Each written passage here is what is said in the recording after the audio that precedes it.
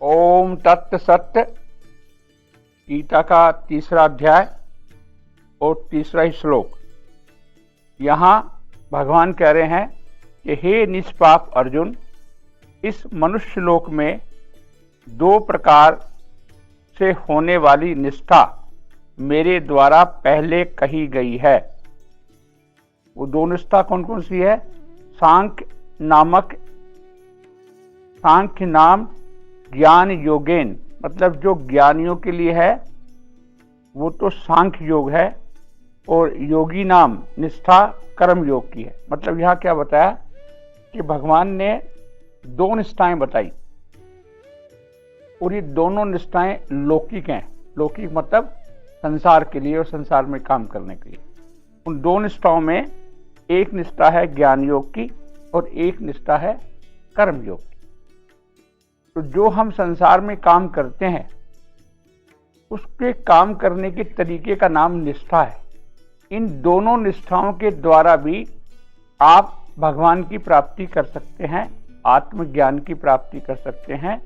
लौकिक काम को करते हुए भी तो किस प्रकार से लौकिक काम करें कि आपको भगवान की प्राप्ति हो, आपको आपके आत्म तत्व की प्राप्ति हो, आपको ज्ञान की प्राप्ति हो, और लौकिक कर्म करते हुए भी आपको यहाँ संसार में सुख की प्राप्ति हो।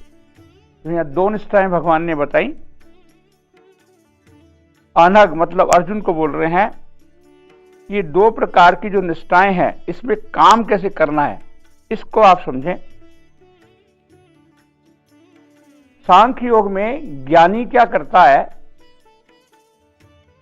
ज्ञान के द्वारा वो प्रकृति से निर्मित इस शरीर के द्वारा की हुई क्रिया को ये मान के क्रिया करता है कि प्रकृति के कार्य को कर रही है, मेरा इसमें कोई इन्वॉल्वमेंट नहीं है।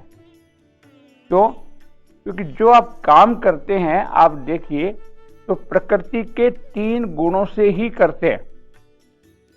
अगर 3 प्रकार के काम कर सकते हैं आप, सतोगुण, रजोगुण, तमोगुण, और तो तीनों ही काम प्रकृति के गुणों द्वारा होता है। मतलब गुण ही गुण के द्वारा काम करते हैं, मतलब प्रकृति के द्वारा ही काम करती है। इसलिए सांख्य योगी ये मान के कर्म करता है कि मैं कोई कर्म नहीं कर रहा हूं, प्रकृति के हिसाब से काम कर रही है। ये हो गया सांख्य निष्ठा द्वारा कर्म करना।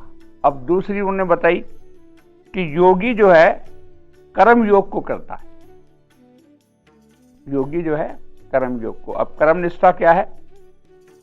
कर्म निष्ठा को आप यूं समझें कि जब आप किसी काम को कर रहे होते हैं और जब ये मान के कर रहे हैं कि मैं करता हूं, ये मान के करते हैं कि उस कर्म को मैं करता हूं। जब आप अपने आप को उस कर्म का कर्ता मानकर कर्म करते हैं तो भी उस कर्म से आप बंधते हैं।